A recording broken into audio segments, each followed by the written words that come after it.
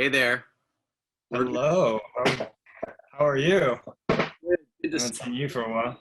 Yeah, it's been a while. I just wanted to introduce you really quickly and then also the fair. So it's the Brooklyn Antiquarian Book Fair, which is annual third week of September in Brooklyn normally, but because of COVID, it's virtual this year, which makes this possible, I think, for us to have sort of a wider variety of speakers. But anybody that's tuning in can go to www.brooklynbookfair.com, view any of the programming that we have, including this interview and also any of the virtual booths.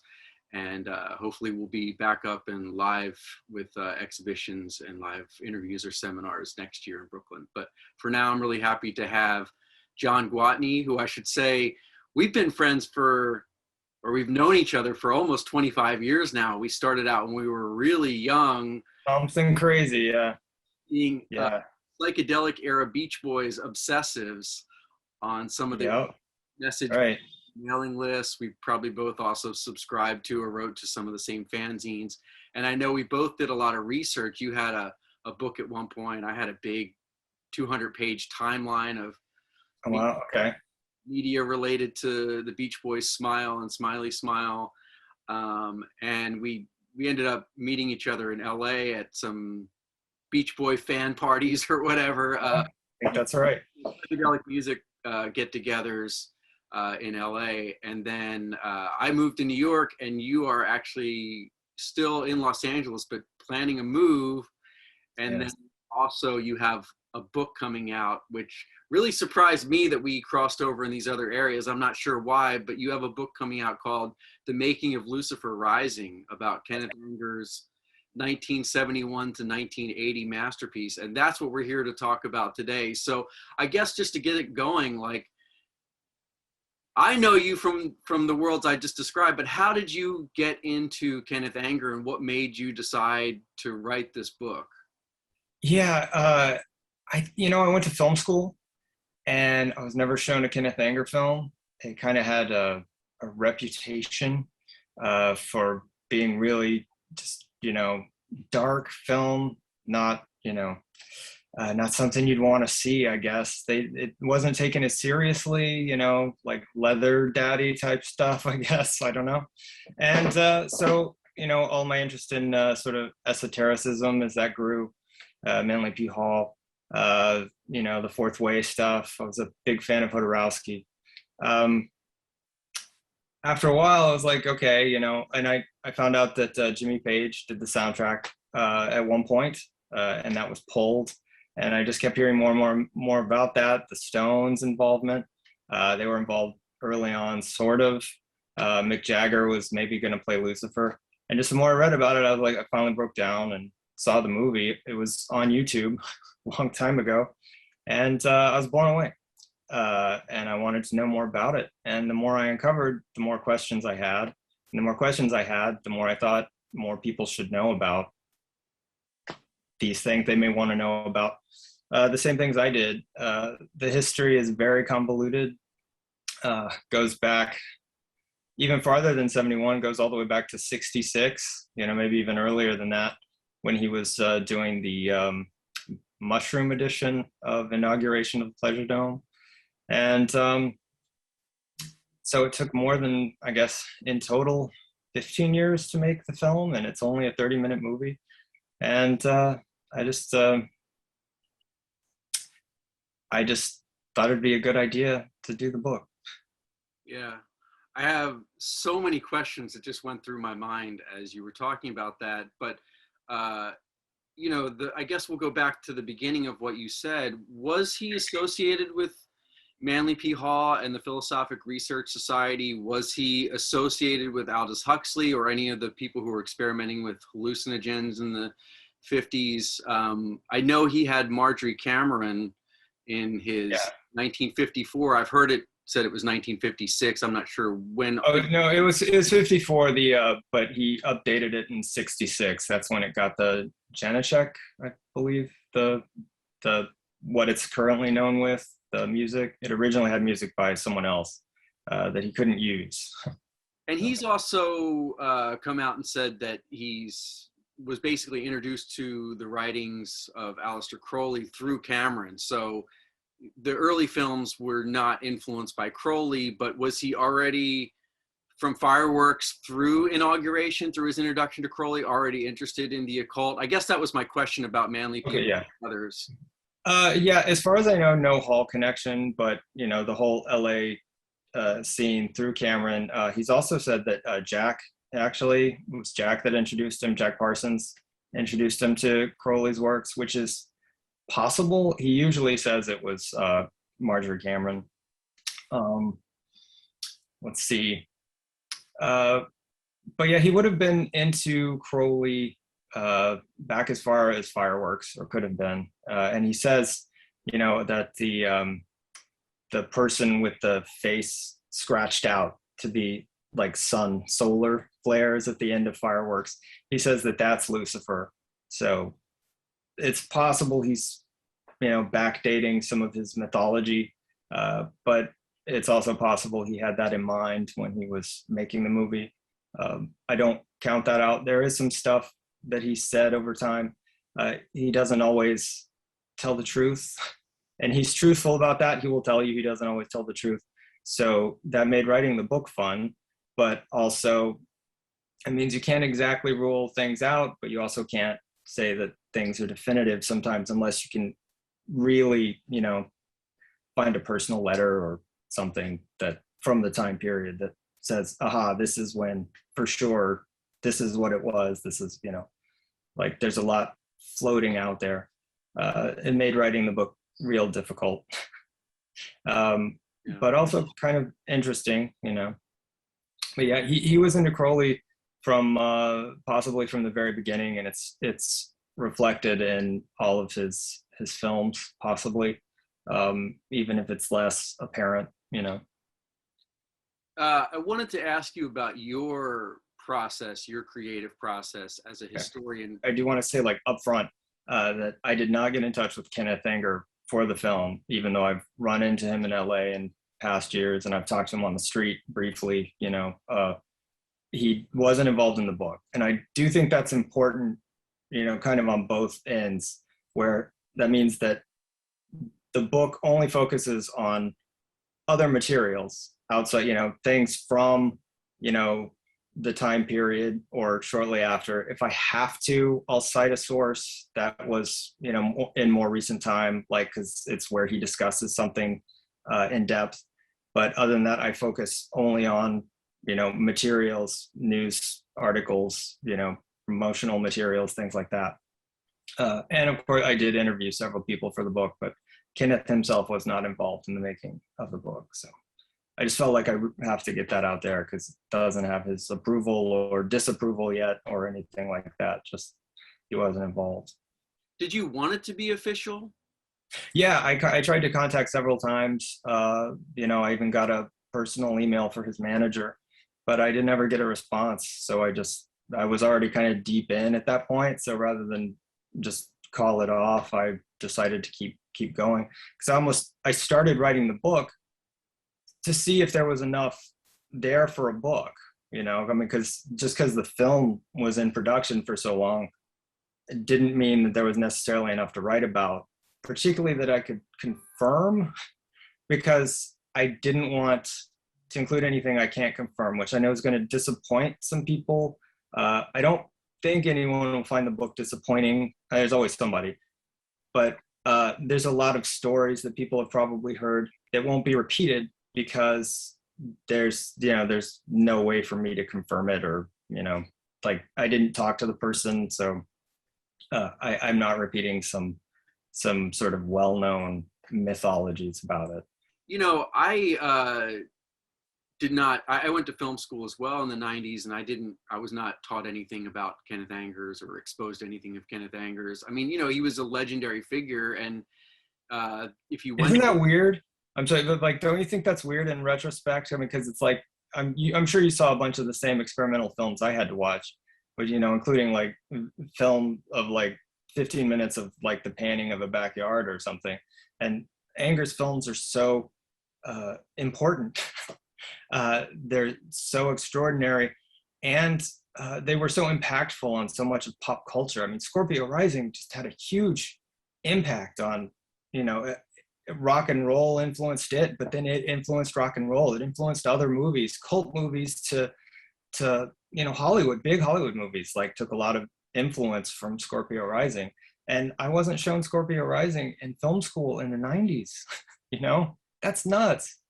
And like, that's kind of what I want to do, is I want to promote Kenneth Anger's films. He still has his niche as a cult filmmaker, I mean, or a cult filmmaker. And I, you know, the people who are gonna dig his movies, sure, they know about them, but his work is important beyond that, I think, and including Lucifer Rising.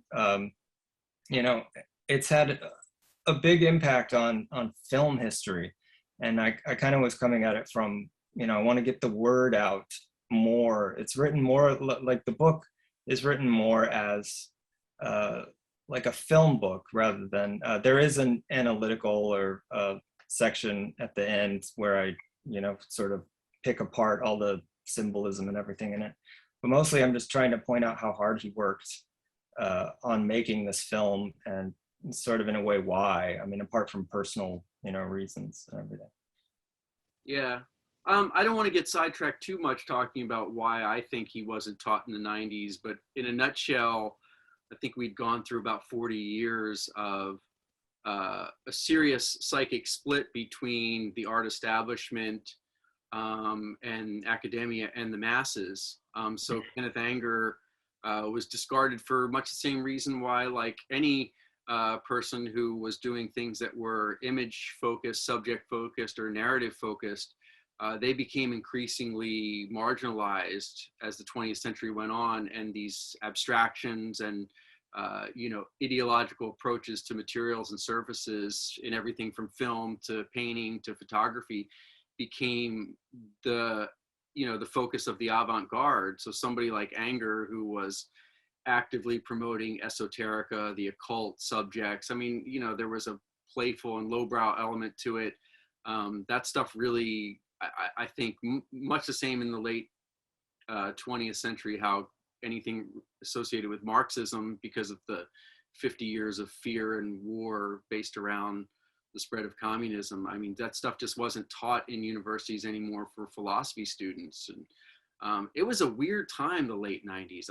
Also, America became so affluent. Like, you know, when I grew up, everyone was drinking wine out of a box. Now all of a sudden, everybody knew about wine and beer and espresso. It was like, you know, I don't know, it was almost like the 1910s after the Industrial Revolution, when suddenly there was like this big explosion of the middle class. Like suddenly in the late 20th century, there was this explosion because of technology of like affluence and taste, and everybody suddenly had taste, but it was still so keeping up with the Joneses. And somebody like Kenneth Anger just seemed to get lost in all of that, as David Lynch was kind of getting lost in the late 90s, early 2000s. I mean, I never thought either of them were going to have the kind of impact that they did. And I attribute it mostly to the failure of the Middle East wars and the economic crash of '08, and how people really felt, especially after the Patriot Act and the NSA and all that, that the establishment really couldn't be trusted. And so people were finally starting to look outside of like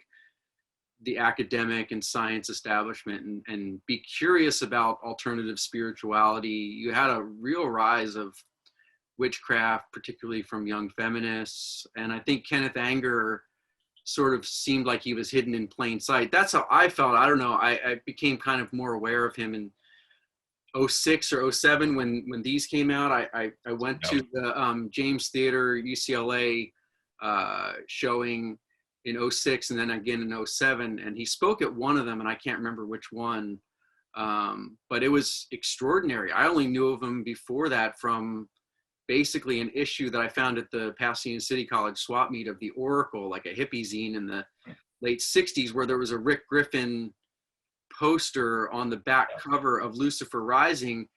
And then once I saw the movie, and now once I saw at UCLA, and now once I've seen what you're doing, it's so incredible. I'm like, I guess my big question is that filters into all of this interest in historiography and the process of that. Did he have a cut in '68 of Lucifer Rising? Because we always think of it as being '71. Yeah, it's well, there were the two versions. There was the San Francisco iteration, which the Griffin poster was done for, and then the Griffin poster was kind of reused throughout, to promote. There was like maybe actually a cut. I guess he says he showed some raw footage at the it must have been '67. Yeah, '67. They had the Straight Theater, I think, benefit show for the making of the film, like to get more funds for it, and that's when the theft of that footage happened. Kind of allegedly. There is maybe a little question as to whether a theft actually occurred. He would go on later to say that Bobby Beausoleil, who was playing Lucifer, and then went on to do the music for the film, that he did finish, or sort of finish. That was that he said that Bobby stole that footage. That doesn't appear to be the case, going back to like, Berkeley Barb and, what's it, SF Chronicle maybe. It just seemed to be a theft of this footage at the Straight Theater. And that was enough. I think he said maybe an hour's worth of footage was taken. And so since he never got that footage back, that was it. Bobby split for LA. And then Anger went to New York and DC, and then he split for the UK. He was there by '68, went off, made another movie kind of with some other people, this film called Tantra. There's a shot in Tantra that wound up in Luciferrising. And so he did contribute to that, but it's not his movie, it's someone else's movie. But he had a cut of at least the magic circle sequence where he goes round and round. I have not seen that version. I was prepared to see it, and then the pandemic hit. So there's like 3 versions of the movie that I was prepared to travel to see that I never got to see for real. But it's about an 8-minute cut that he did in 1970. That is apparently the magic circle sequence, I guess more or less extended for 8 minutes. I don't know who did the music for that. So that's the earliest cut, like edit cut of Luciferrising that I know of. So the stuff that has the magic circle and the bathroom and the mirrors and all that, I mean, that seems kind of more like the homemade stuff, like maybe that was made in his apartment or his house. That was made in, some of that stuff was made in Robert Fraser's apartment. I believe the magic circle sequence, not 100% certain, but I believe that was shot in film producer Jimmy Vaughn's office basement or his apartment, kind of one of the two. So I guess what I'm wondering is if that's the earliest footage, and I'm just guessing that it is, and then the 67 or 68 poster from the Straight Theater has all this Egyptology on it, and Rick Griffin's poster in the Oracle is more kind of in the late Gothic tradition, Albrecht Dürer, or even some of those William Blake kind of drawings. Yeah, the Doré. I mean, was the English stuff with Mariannefaithful and Sir Francis Rose and all of that done in England, and then that was added? And at what point was the Egyptian part? And then would he have already had the interest in, or like the sense that Egypt and ancient aliens were kind of a part of it, or did that come in the aftermath of Von Daniken's Chariot of the Gods in '71? I mean, where did the whole thing kind of start, and then how did it grow into this? I think that goes back as far as probably '66, at least. A book came out, memory don't fail me now, The Morning of the Magicians, it's a French book, and Anger would have, maybe even the '50s, whenever it was first published, because I think it was first published in France. And I think it would have come out around the time, I get these dates right in the book, but this is by memory. Would have come out around the time he was in France, working under Henri Langlois, at the archive in France, and that's when he would have made. Well, he would have shot, Rabbit's Moon, which didn't get completed until he was had after he started Lucifer in England. Morning of the Magicians, I don't know that this, because this stuff is kind of in Crowley too, but that would have been his first, maybe, I mean, this stuff is in Crowley though, with the Book of Thoth and, like Lamb and everything. Aiwass, the alien. Yeah. In Egypt.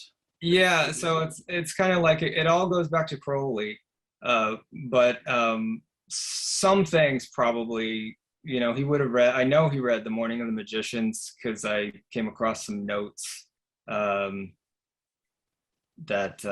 where he comments on the book, and that was sort of the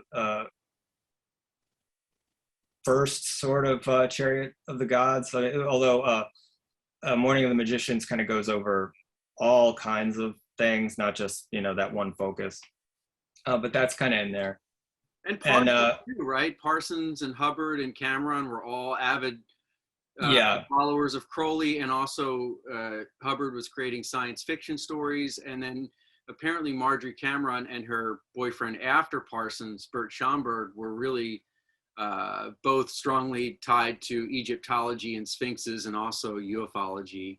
So I guess it was really in the air, and more von Daniken is kind of, I don't know, like the guy that crystallized it all in 1961. Yeah, he really popularized it. Yep. But Kenneth Anger, I was just wondering whether that was a reaction to that, because it seems like, I don't know, it seems the penultimate visual portrayal of it, and it's seared into so many people's minds once they've seen the film. It's like that becomes the kind of ultimate Chariot of the Gods image. Yeah. And that was reflected in earlier cuts even more than the final cut. Like some of the, I mean, you can see, there's the bootleg of the Jimmy Page, an early version that Jimmy Page's score is put to, which originally had the Pink Floyd's Atom Heart Mother, which works much better, that version, because it syncs like perfectly to Atom Heart Mother. And it's kind of loose with the Page soundtrack. You see a lot more shots of, sort of, you see the crop circle, stuff and all that, or the guy in the grass. It's still there. Right? Like he focused on that more in earlier cuts, and he kind of cut down on the Egyptian stuff and things like that later. But yeah, it had, I did kind of lose track of where we were, but like he had cuts for most every year that it was in production. It goes, so like the ideas go way back. He claimed he saw a flying saucer, I believe, in '66 as well. And I believe he claimed he saw it fairly close to the like maybe he talks about it in a '67 interview. So it's not something he just pulled out later, which will happen sometimes. I think he said it at one point that the UFO sequence in the film is something that happened on set, but they couldn't capture it on film. And I did ask the cinematographer Chris O'Dell, who was there in Egypt. I asked him about that, and he didn't see any UFOs, so that was a later addition to the mythology.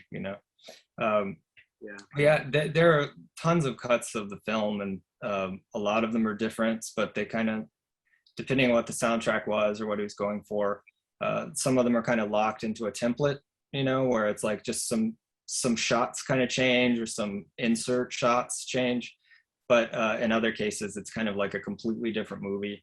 And then he worked on a bunch of different cuts as well that I don't work prints, don't know what, but he was constantly working on the film for once he started shooting, I guess mid to late '69, maybe '70.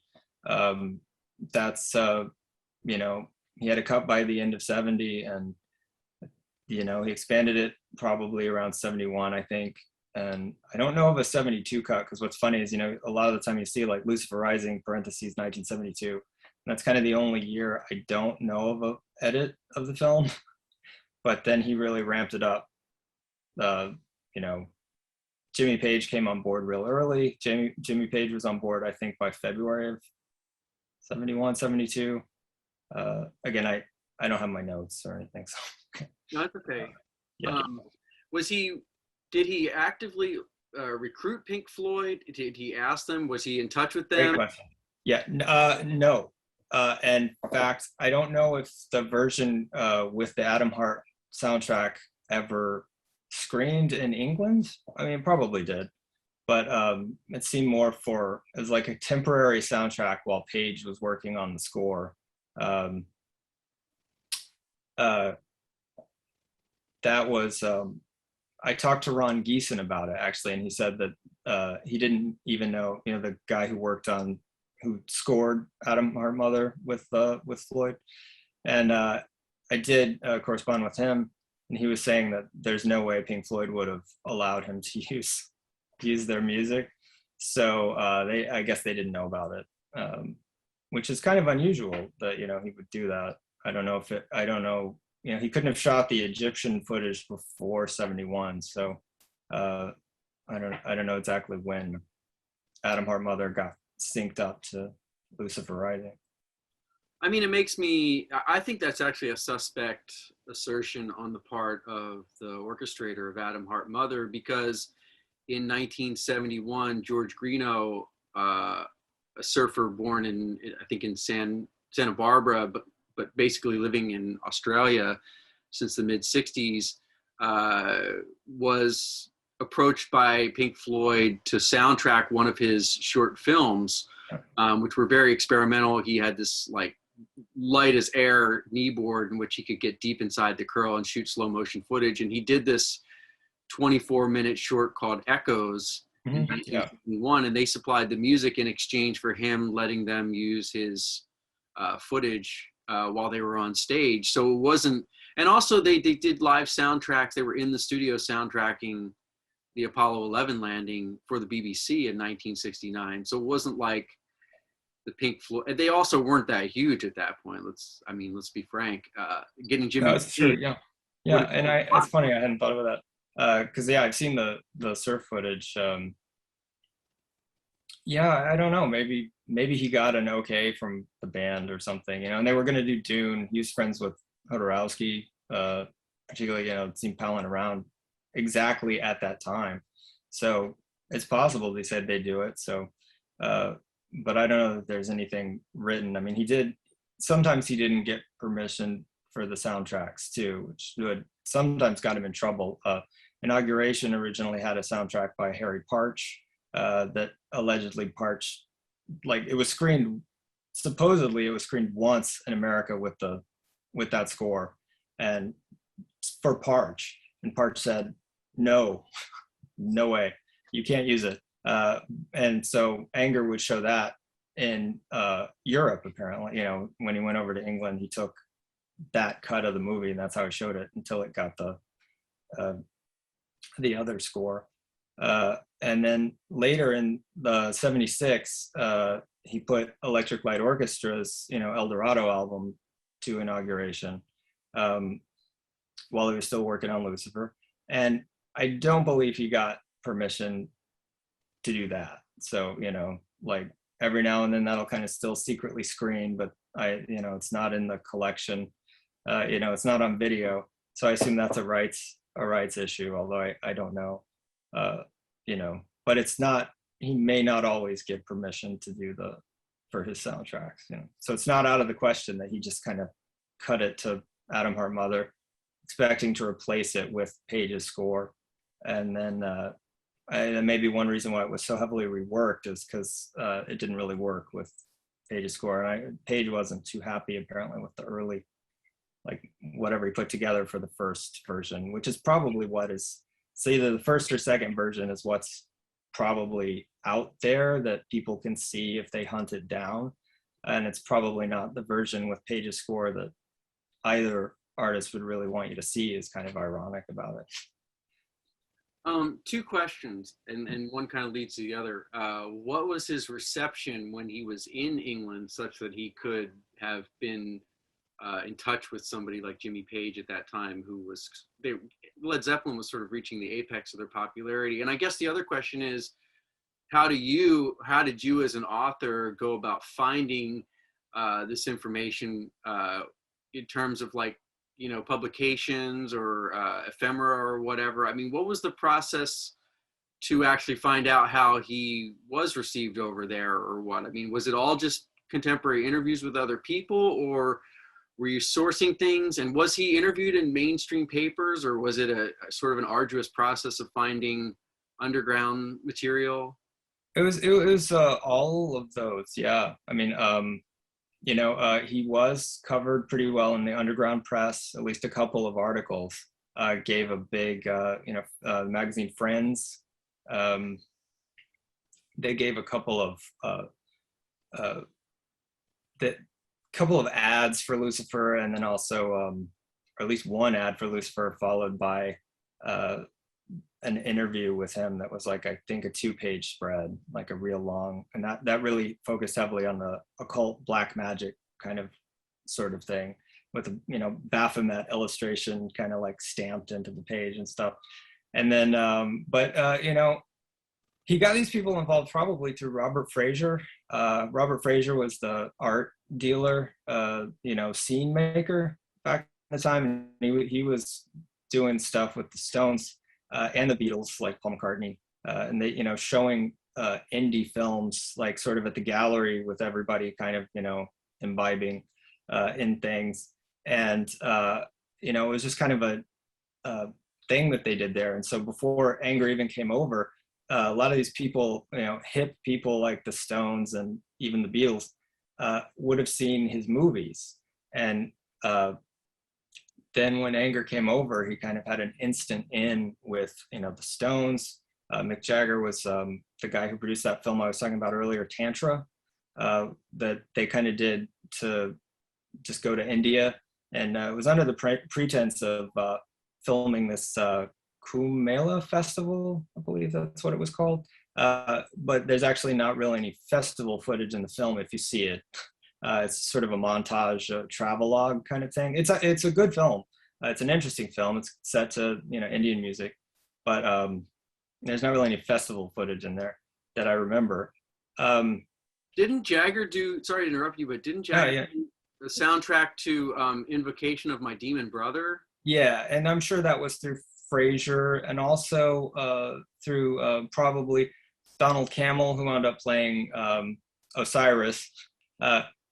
He wound up playing Osiris in Luciferrising, and also through Sandy Lieberson, who produced Performance, which Cammell co-directed. So it's kind of a big, you know, social circle. And, you know, I think Anger probably made his introduction through his films prior to arriving. So once he showed up, he was kind of you know, maybe not the darling of the scene, but, you know, everyone wanted to talk to him because he made such a big splash. And got Mick to do the soundtrack, like you're saying, which I can't believe I skipped over, but to do the soundtrack for Invocation, which was sort of made up from original footage that was left over from Luciferrising that hadn't gotten stolen.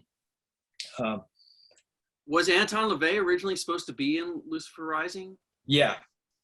I mean, you know, the first version of it anyway. Yeah, like anything that's definitely from San Francisco was part of Luciferrising, as far as I know. Anger was always shooting stuff, though, so it's possible it could have been intended for something else. But I'm sure that, I mean, I'm pretty sure that Anton's stuff would have been for Luciferrising, you know? Yeah. I could talk to you for so long about this. Yeah. It's a great topic, and like I have way more questions, but I just wanted to finally ask you for, you know, for whatever time we have left, to talk about when your book is going to come out, how people can obtain it. I don't know if you have anything that you could share. We could always add it in later as images go, or you can, if you have a proof, you could hold it up or anything like that. But I'm just so dying to get a hold of this book. I mean, I feel like I'm going to pour over it forever. Yeah. It's I'm still waiting even for my the dummy copy of the book. It's called Bringer of Light, The Making of Lucifer Rising. It's hopefully going to be ready to ship by January 2022. Fingers firmly crossed. I'm talking to them now about having the cover, like, you know, because I didn't even think about all the stuff that you have to go through to get like a book, you know, like talking about the heads and tail bands and like the cloth fabric and all this stuff, you know, and eventually it's just like that one, let's go with that one because you just got to get it done. It's going to be foil stamped, but you can get it at I'm taking pre-orders at luciferrisingbook.com, and right now that's the only place you can get the book. And pre-order price is it is a little high because I've licensed a lot of photos that some of which have never been, you know, printed. I don't have the book or anything. I have the only thing I have is here's a nice photo of Marianne on set that has never been published, I don't think. I do definitely have some photos that have not been published. So, you know, hopefully like Lucifer, this will be worth the wait, you know, like Anger said. And, you know, everyone, I hope everyone likes it. You know, it's my first, maybe only book. So, you know. Yeah, I mean, I have a feeling it's going to be a masterpiece. Just Thank you. What I've seen online and the way in which you write about each of the little, you know, parts that add up to the greater whole. It's so intriguing. I always wanted his work to be studied with this kind of serious focus. And I think I try to do that with my own subjects as well. Things that people sort of mythologize and talk about very loosely, to go in and recognize that there was a lot of intentionality to them. So I'm just so glad you're doing it and really thankful that you agreed to be a part of this. And let us know anything else that we can do to promote the book here. When you say it's gold stamp, last question, does that mean that there's a limited edition? It's limited to 1,000 copies because of my licenses for the images. And that is entirely the reason for the price as well. Because I know some people have balked at the price for, you know, some of these. I mean, that's kind of the standard price for these books, but, you know, you get these like giant tome kind of books. But it's entirely because of the images. I know people want to see, you know, you don't just want to read about this very visual period of time. You want to see it, and it puts you kind of more into, since it's a film, like you can't just get the experience of what the time was by reading about it. You have to see things. So I wanted to make sure that there's things to see in it. You know? Yeah. Thanks again, John. Thank you. Yeah, thanks for having me. Thank you. All right. Let's do this again.